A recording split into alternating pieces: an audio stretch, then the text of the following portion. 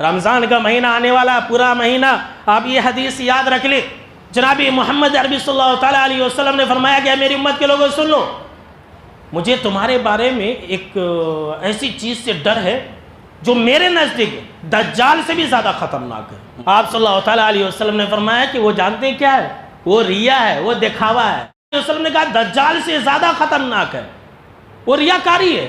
آپ صلی اللہ تعالیٰ علیہ وسلم نے اس کی مثال بھی دی کہ ایک انسان نماز پڑھنا شروع کرتا ہے، نیت باندھتا ہے، اللہ اکبر کہتا ہے، اب اسے احساس ہوتا ہے کون کے دیکھ رہے ہیں، جماعت میں دیکھ رہے ہیں، اب لو شروع کر دیتا ہے اچھی طرح سے نماز پڑھنا، رکوع لمبے لمبے کرنا، سجدے لمبے لمبے کر لینا. رمضان آ رہا ہے، کتنے ایسے لوگ ہیں روزہ رکھتے ہیں، روزہ نہیں رکھے تو لوگ کیا بولتے ہیں. رمضان کے مہینے میں بھی نماز پڑھنے نہیں گئے تو لوگ کیا بولتے، لوگ کیا کہیں گے. جس انسان کے ذہن و دماغ کے اندر یہ بات آ گئی، سمجھ لو کہ وہ انسان گیا کام سے.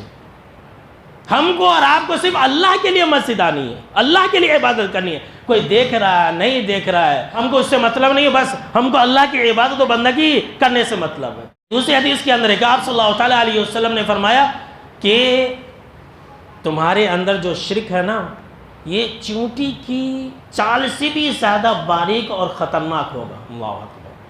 اب چونٹی جو چلتی ہے تو ہم اور آپ اس کی آواز سنتے ہیں، کوئی سن سکتا ہے؟ بولیے بھائی، کوئی سن سکتا ہے؟ آپ صلی اللہ تعالیٰ علیہ وسلم نے کہا کہ تمہارے اندر یہ ہوگا اتنی خطرناک چیز، پتہ بھی نہیں چلے گا، گھس جائے گا شیطان. میں نے کہا نا کہ شیطان کا مقصد یہ ہے کہ نیت پر حملہ کرنا، پتہ ہی نہیں چلے گا. حدیث کے اندر ہے کہ آپ صلی اللہ تعالیٰ علیہ وسلم نے کہا کہ میں تمہیں ایک ایسی دعا بتلا دیتا ہوں نا، اگر تم وہ دعا پڑھو گے تو ہر چھوٹے بڑے شرک سے اللہ تمہیں بچا لے گا، ہر چھوٹے بڑے شرک سے اللہ تمہیں بچا لے گا. آپ صلی اللہ تعالیٰ علیہ وسلم نے کہا کہ تم ہمیشہ یہ دعا پڑھنا، اللہم انی اعوذ بک ان اشرک بک وانا عالم واستغفرک لما لا اعلم.